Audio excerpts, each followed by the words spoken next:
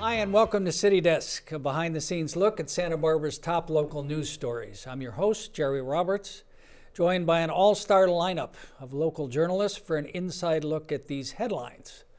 Some surprise move in Santa Barbara's wide-open council races, who's endorsing who. A new shakeup at City College looms as President Lori Gaskins suddenly calls it quits. And what makes news the news? Two freshly minted prize winners offer unique perspectives on the world of citizen journalism. Joining me to dig into these issues from high atop the luxurious South Salinas Street world headquarters of TV Santa Barbara, prize-winning columnist Starshine Roshell, Sue Foley, publisher of Edhat, Kelsey Brugger, staff writer for The Independent, and Josh Molina, who writes for Noozhawk. Thank you all for joining us. Josh, it's not just the candidates who are trying to adapt to Santa Barbara's new vote by district city council elections. It's community and interest groups as well. How important are traditional endorsements going to be in the first year of district elections? Well, I don't think we know exactly how important they are. There's a lot of mystery, a lot of question about district elections. That being said, I think that we're starting to see kind of a slate of candidates emerge among the endorsements. The firefighters group recently endorsed Cohen, Kathy Murillo, and Randy Rouse. Two of them. Rouse is in the Mesa, and Cohen is on the east side. Yeah. So Rouse is on the Mesa. Kathy Murillo is a council member on the west side, and Andrea Martinez Cohen is a candidate out of the east side.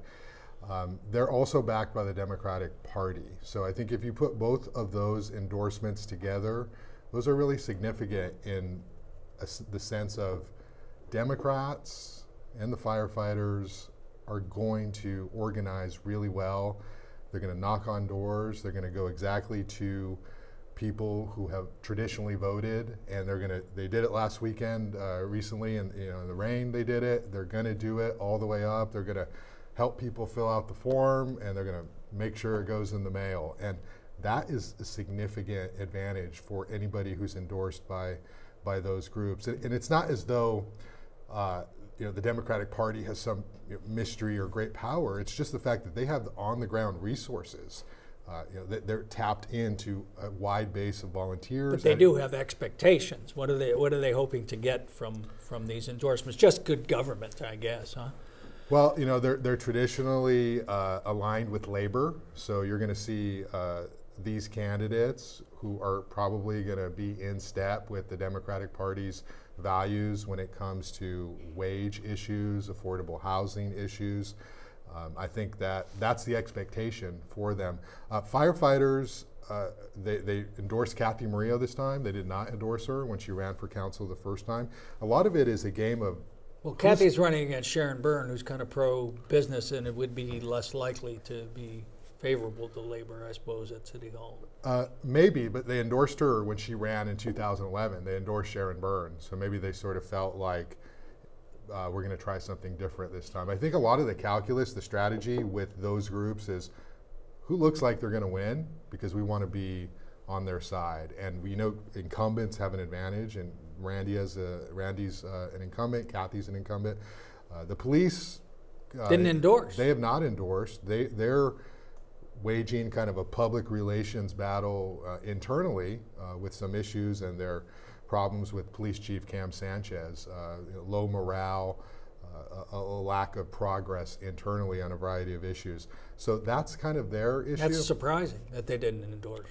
Yeah, I think the other thing is, though, we're far from the days of Ia Falcone, who actively courted labor. She courted firefighters. She courted the police union, because she knew with those endorsements comes a wealth of support and financial resources, both direct and in kind. The candidates that we have right now, those aren't the issues, right? We're talking about lighting in the neighborhood. We're talking about potholes. We're talking about real on the ground, stuff that working affects class, sort of issues. So I don't know that there's any candidate out there who's saying that we need, police officers' support. At least it's not at the front of their discussion. So I think they're maybe going to sit this one out and see how it goes. It's interesting, Sue, on the poll that you have on Edhat, which is, obviously a self-selected group, but those three candidates, I think, were the ones who are winning today in the poll. Well, what we're seeing is not really the results of the poll, but the results of the comments. And we've had 75, 80 comments so far. So people are voicing opinions that way too. But in the people that voted, yes, they're voting for those three, and those are, oddly enough, the same three that the Independent endorsed this week. What was the process that led to that? We do interviews, so with all the candidates. With some of the candidates. So obviously those three, I guess, were interviewed. So those three were interviewed. I actually did not sit in on that process this time around. You shouldn't. Right. So, but yeah, they were interviewed. I know. I will say, just before we move on, Jason Dominguez on the east side, he has really garnered a lot of the moderate conservative business group support. So he's making it a race on the east side. He's got a lot of money. He's got a lot of money. A lot of the conservatives who back district elections in the first place are backing him. And so it's not a guarantee that the Democratic Party, that the firefighters selection is going to win, but they will have more on-the-ground resources. Dominguez will probably have more money. Cohen will have more on-the-ground support. So it's a matter of how is that going to play out. And ironically, probably the most grassroots candidate is Jacqueline Inda. She grew up on the east side. She got a ton of signs. She really connects with a lot of people, but she was a little bit not the kind of candidate the party would endorse, because she's got a real reputation for being strong-willed, independent. She's said some things that people have interpreted as a little bit, she was participated in the whole EBID debate, and so there were some issues there. The business district. The business district debate. So Dems don't like her as much as they like Cohen. Conservatives don't like her as much as they like Dominguez, but yet Inda's probably the most connected down the road to just everyday people in that community. So the betting line this week is Castillo, Rouse, Cohen. Yeah, the betting line is Murillo, Rouse, and Cohen. They are probably the front runners just because they're going to get that Democratic, UCSB organized, on the ground grassroots support up until the day of the election. And I'm not sure that any other candidate's going to have that kind of on-the-ground organization. Real quickly, how important is the independent endorsement? I know a lot of people who will just vote the independent slate. You know any people who vote the opposite of what they say? I think I know more people who would, actually. No. Any other newspaper endorsements significant? Yeah, I mean, I think that to their readership, those endorsements are significant. You get to vote? Is your district have? Nope. Yeah, I don't get to vote either. It's really annoying. I don't like this. All right, we'll keep an eye on it, because we're going to be on the Thursday after the election, so you can come analyze on. it. You can tell us why your picks were all wrong. That's right. Kelsey, the big surprise in the news this week was the sudden resignation of Lori Gaskin, who said she's quitting as president of Santa Barbara City College after just 3 years on the job. Was this as totally unexpected as it seemed? You know what? To most people I spoke to, it was. I don't think everyone was completely shocked. Like you said, she's been on the job since 2012. So, she came in. City College was struggling a little bit internally. Within about a year, City College is named the #1 city college in the nation, and that's definitely a title that they have promoted on their website, and it definitely conversationally it comes up as City College #1 in the nation. And to that end, I mean, you have a lot of people coming, and I have for a long time, but increasingly coming from all over the area to go to SBCC. It's kind of seen as a backdoor way to get into UCSB. Who doesn't want to live in Santa Barbara? So during her time as president of the college, I think you kind of started to maybe behind the scenes a little bit see some of these neighborhood and community concerns about the college's impact really fester. Well, it's almost they're a victim of their own success, because the neighborhood view is there's too many people at City College. Right.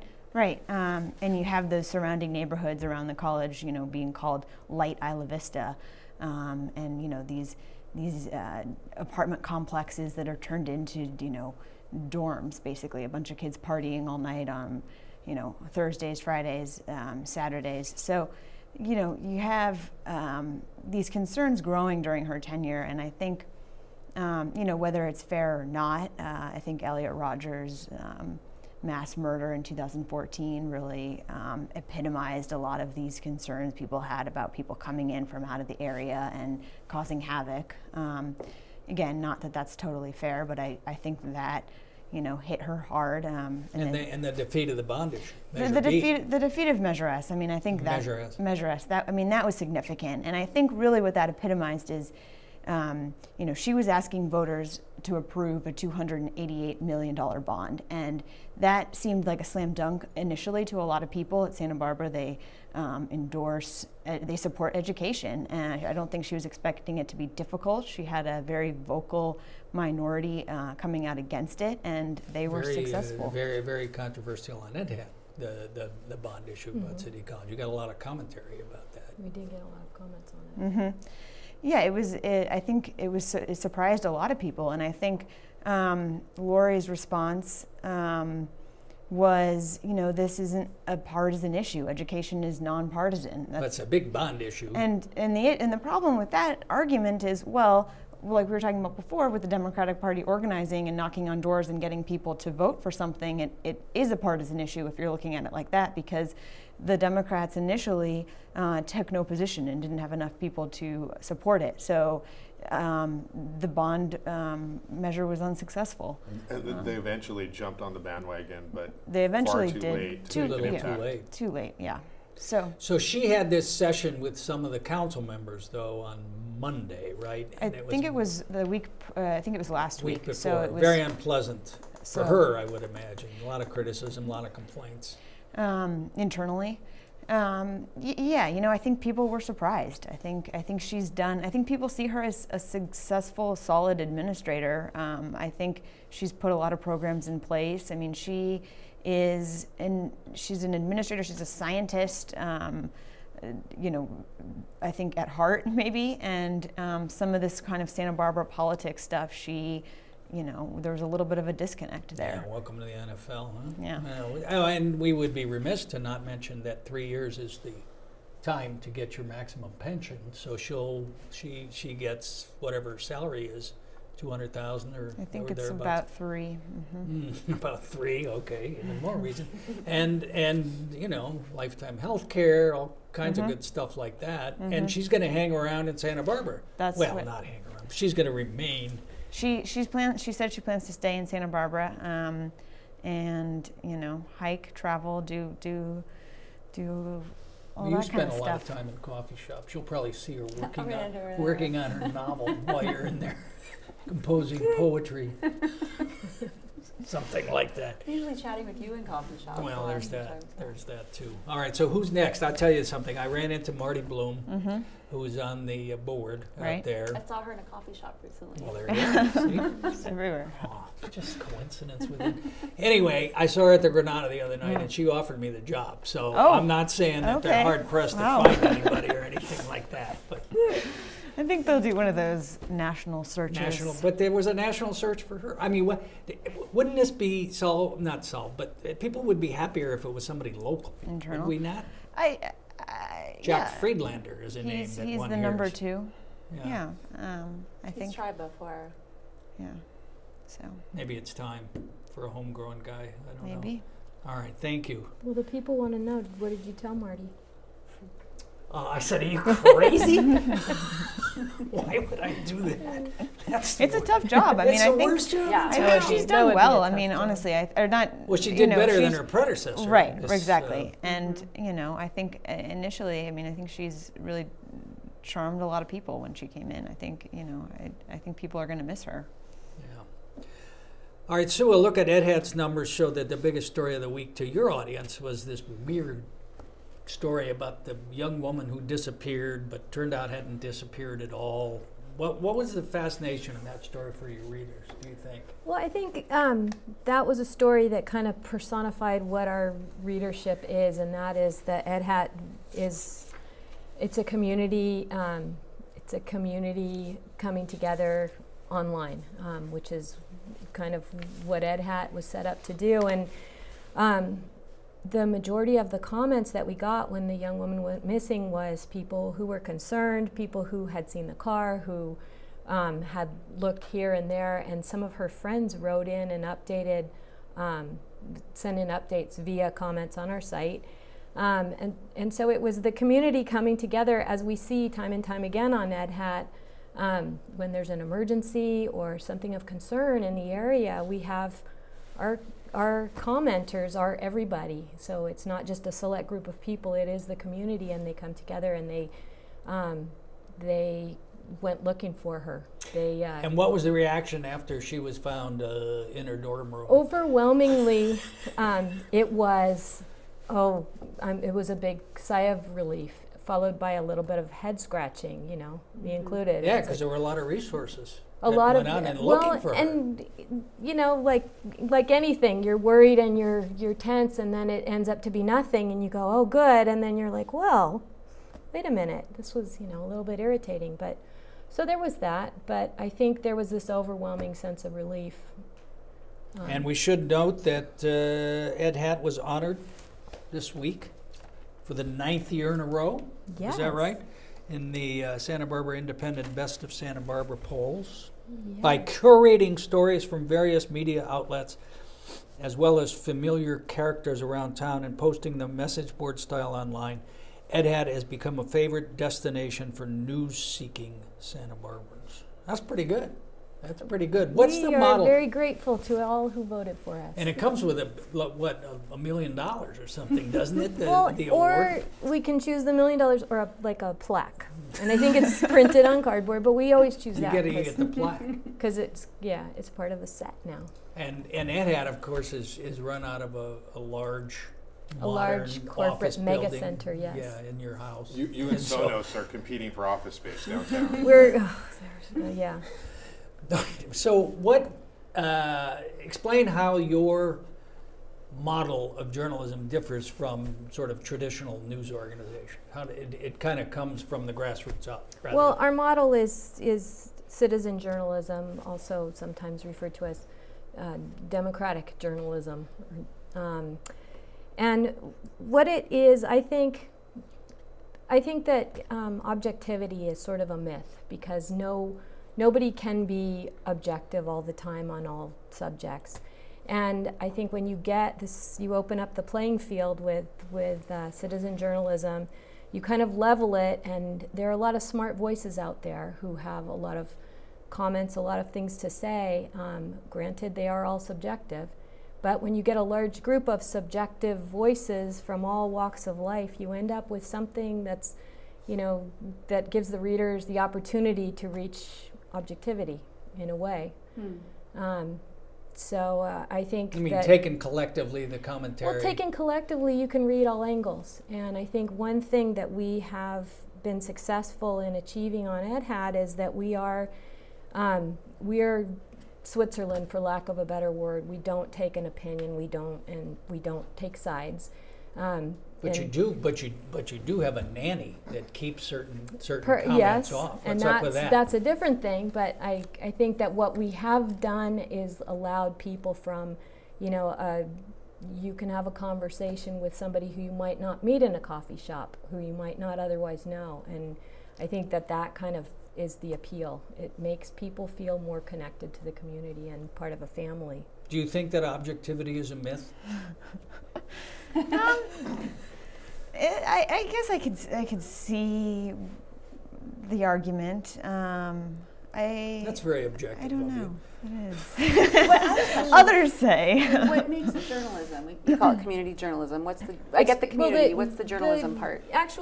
The model is called citizen journalism, Right. and that's not a model term that we coined. No, I've heard it. I just curious, what makes it journalism? I think it is, roughly saying that creates the news, or it brings about the news. It's not the totality of journalism. I mean, long form journalism is so important. There's so many kinds, though. Yeah, right. But in a small town like Santa Barbara, we managed to get a lot of the news that way. Yeah, it's surprising number. It is a model that seems to work. Yeah. Well, that's one of the interesting things about Santa Barbara, because it's kind of a petri dish for the new digital, whatever you want to call it, the new age in journalism, because you have sort of traditional print, and then you have online only, and you have Edhat. I mean, and of course this program, which is essential viewing for anyone. And I know you agree with me on that. Yes, Starshine. anyone with insomnia. Who is Roger? Roger's the guy who puts all of the police calls up on Edhat. So Roger was a long time, he was a frequent commenter way back in the beginning, and he does monitor the scanners. And he used to write in to us, commenting. He would speak to homelessness and the disenfranchised in Santa Barbara, and he has such a unique and an honest voice that we asked him if he would like to make this a kind of a regular thing. And so that's how Roger the scanner guy was born. And he has breaking. You said that he files because the scanner reports come out 3 times a week. It's a regular sort of a loosely crime wrap up or something like that. It's a kind of a column. But he also has the ability to post an alert when something is happening that he hears on the scanner. And so does he get a lot of readership? He gets a lot of readership. He has a lot of fans. His voice is he kind of says what he wants to say and maybe ruffle some feathers, but his heart is good, and he says things that touch a lot of people, and I think that's what's gotten him a lot of fans. I wanted to piggyback quickly on, what is journalism, because one of the things that I think distinguishes Edhat, and a lot of people like that, but one of the things that distinguishes Edhat from some of the more traditional news outlets is accountability. Because when we talk about journalism, traditional journalism is, if I write a story today, somebody can find me, somebody can contact me and say, they can comment online. With Edhat and a lot of the other sites that aggregate news and then have people comment, one of the things that I've heard people say to me is that there's no accountability for who are these people, who are the commenters who don't have to list their full names, and I think that's an interesting sort of dynamic, and I think that's one of the things that makes it so popular, is that you can sort of shout with anonymity in a room, and it's fun. You can get away with saying a lot of things. But to Sue's point, I'm sorry, you can speak for well, yourself. I just want to point out that what we aggregate has a byline. It's right. No, I'm talking about the comments. The comments on the comments on the Independent are the same format as ours. But they're not the news. There's news and then there's comments afterwards. Whereas when the comments are the news, right? But Josh was speaking to aggregated news. So when we post, for instance, when we post Starshine's column, we would get comments on her column. Right. Yeah, one of the interesting things is the people who might comment on Starshine's story, like, we don't know who they are a lot of times. The thing is, they're anonymous on the Independent as well. Either. Right. And frankly, they're probably the same people. Yeah. We got to remember how small a town we're in. Yes. Speaking of comments, you also won. I did. For this, and I think we have a picture of Nick Welsh finding out weeping into a condor that Starshine had won for the 7th year in a row. Yes, I vote for Nick every time. It's not my fault. But apparently you're one of the few. She's outrageous, hilarious, insightful, prolific, and crazy good at turns of phrase. There's a turn of phrase. Crazy good at turns of phrase. So there's little wonder why our very own Starshine Roshell is our reader's pick once again as the best columnist in town. Of course, you're not really their own. You work for Roanoke, Virginia, if I'm not mistaken. But you're doing a column about commenting, exactly what we were talking about. Tell us about it. Yeah, but it's so interesting when people comment. I get the same kind of information where it's like, you get this just shouting, like Josh was saying, and you don't, it's anonymous, but it's often the same people over and over, very, very vocal online. And I think you find, anyone who works for the media knows you tend to hear more from people who are unhappy with something than from people who thought you did a good job. Give us some, so you're going to give a best of award to Yes. your best commentator. So in next week's Independent, as a thank you for my best of award, I'm going to give some best of awards to some of the comments that have been left on my columns this year. All right, let's hear a couple of them. So, so there's some really good ones, some that really got me, and I was like, no, you're right, you're right. You made a good point, and I didn't back that up well. I do read the comments. People ask me, do you read the comments? And I do. Not regularly, like I don't make a point of it, but if I think of it, I do look at them because I want to know. Really? I like check every 2 hours once I find a comment. Is anybody else? No one's commenting yet. My best shot about infrastructure funding. And go ahead.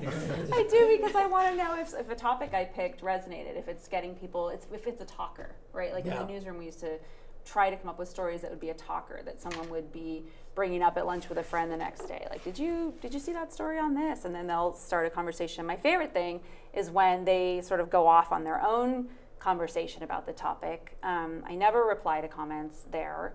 And sometimes it's hard when they're personal attacks, especially like on my family. I want to be like, hey, but I never do. I have a rule because I feel like I've had my say. I got to say 600 words worth, and I should back off and let them say their. So you mean it's wrong when I go in and comment on my own? Let's have more from this talented young journalist. All right, give us the top comment. What's the top comment of this? So, what a bitch. I've gotten that. I've been called a creep, a boob, a bigot, a petty mean girl, a proud gender bigot, a hysterically hateful feminist. This is all this year. People. So were there any that weren't true, or? Right. So accurate, shockingly accurate. Does anybody ever say anything nice? Yeah, frequently, but those aren't as funny. I do appreciate them, and I'll give a couple awards to them, but I don't want to play favorites. Some of these other mean ones are pretty funny. I get people speculating as to whether I'm trying to hide a weight problem, whether my marriage is falling apart, what kind of school system could possibly dole out straight A's to a child who's obviously as dumb as mine must be. Just really, like. Well, you turn your column over to your kid like every other week, so you don't have to write it. That's why you have kids, right? Am I right? So you can have them do your work for you. Back in farming days, like you had your kids go out and plow the field. Now I'm just like, write that column, taking a vacation. Well, we'll look forward to that comment. What's the worst comment you ever got quickly? I like the comments. I do look at them. I think they're great. I don't know. People always accuse me of conservatives think I'm too liberal. Liberals think I'm too conservative. Then you're doing it right. Somebody said accused me of journalism malpractice recently. What about yours? What's a quick? Someone suggested that the CIA inserted me into the media and referred to me as a man, which I thought was funny because Kelsey is a sort of Kelsey Grammer, I guess you could say it's an older man. There's that. So all right. Unfortunately, we have no more time for this lively discussion. So thank you all for watching City Desk, and come back if you have anything to say, sbcitydesk@gmail.com, and we'll see you again. Thanks.